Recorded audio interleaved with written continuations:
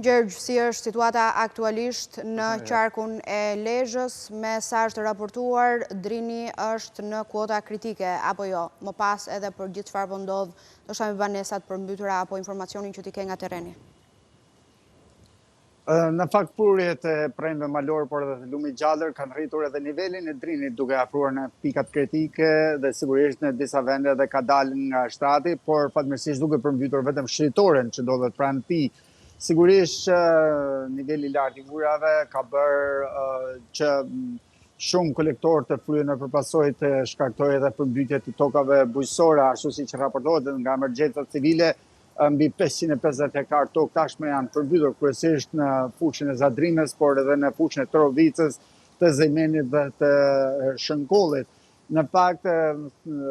rreth 50 banesa janë të rrethuara nga uji, por fatmirësisht nuk ka prezencë të ujit në to. Gjithsesi situata po mbahet nën kontroll për të parë se cili do të jetë agravimi i mëtejshëm, pasi pritet të ketë sërish intensitet shirash, por edhe prurje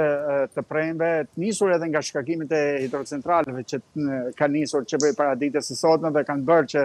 niveli i ujrave të rritet ndjeshëm. Në fakt, në terren emergjencat civile po monitorojnë situatën dhe po shohin ndërhyrje të mundshme, ndërsa u është kërkuar banorëve që në çdo situatë paraqitur të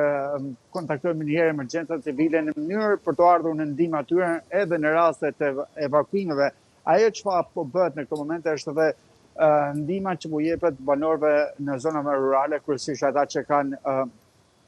blegtori për të larguar bagtitë e tyre në disa stalla ku ka patur rritje të nivelit të ujit, por edhe për t'i ndihmuar ata me bazë ushqimore aty ku ka problematika, pasi në fakt parashikohet që të ketë sërish rreshje intensive dhe prurje të rriten, sepse prej mëngjesit sot dhe në këto momente që flasim nuk flitet për ulje të nivelit të ujrave, por një rritje që nuk ka qenë shumë ndjeshme që prej orës 10 kur kemi patur edhe kontaktin e parë të këtyre raportimeve, por deri në këto momente ky nivel sa vjen dhe rritet, çka bën që situata të vi duke vështirësuar me zërimin e tokave bujqësore që përmbyten, e sigurisht duke shtuar edhe numrin e banesave që rrethohen nga uji. Sigurisht në Shënkollën e Zemen, ashtu si edhe në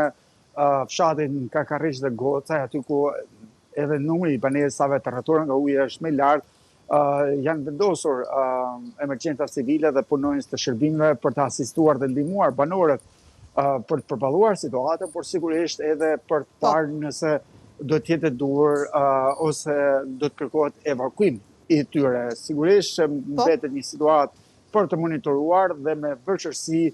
që nuk mund të quhen të tejkaluara, pasi edhe në 24 orët e ardhshme pritet të ketë rreshje intensive të shiut, çka do të thotë se do të ketë një situatë ndoshta më të përkeqësuar. Gjergj, kam një pyetje për një zonë specifike, Kurbini, si paraqitet situata atje?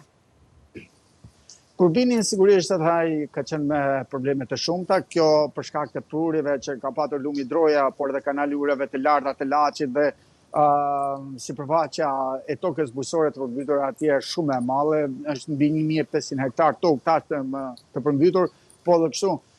numri i familjeve që janë të rrethuara nga uji është mbi 150 e në disa ka patur edhe prezencë të ujit brenda banesave, çka ka vështirësuar akoma më shumë situatën, për cilën emergjencat civile po bashkëndojnë punën e tyre për të qenë pranë banorëve, por sigurisht edhe për të lehtësuar problematikën që mund të krijohet kryesisht me evakuimin e tyre. Në fushë Mamorrës ka patur edhe problematika se përket edhe nën kalimit, aty ku edhe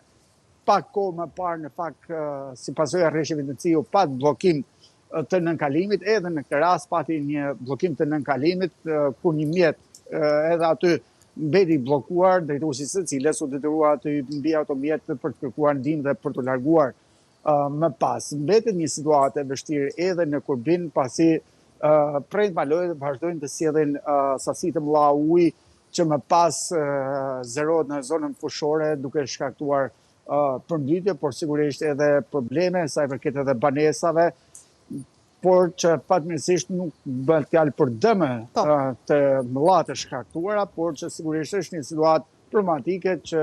kërkon monitorim të vazhdueshëm, duke qenë se intensiteti i rreshjeve vazhdon të jetë i pranishëm edhe në këto momente që flasim. Gjergj Figuri raportoi drejt për drejt nga Lezhë.